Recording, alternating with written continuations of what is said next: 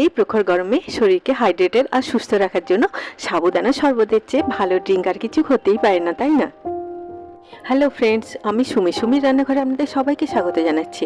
আজকে আমি আপনাদের সাথে শেয়ার করব কিভাবে খুব সহজ পদ্ধতিতে বাড়িতে বানিয়ে নেবেন পারফেক্ট সাবুদানা শরবত, তারই কিছু টিপস। দেখুন মিশ্রণটা রেডি হয়ে গেল। এবারে এটাকে আমি একটা বোলের মধ্যে ঢেলে নিয়ে এইভাবে নাড়াচাড়া করে ঠান্ডা করে নিচ্ছি। এই মিশ্রণটাকে এইভাবে নাড়াচাড়া করে একটু ঠান্ডা করে নিলে মিশ্রণটা অনেক বেশি ক্রিমি হয়। এটা কুক হতে শুরু করলে দেখবেন যে সাবুদানাগুলো সব জলের উপরে ভেসে উঠবে, তলায় একটাও আর থাকবে না। সাথে সাথে এগুলোকে আমি নর্মাল জল দিয়ে ভালোভাবে ধুয়ে নিলাম।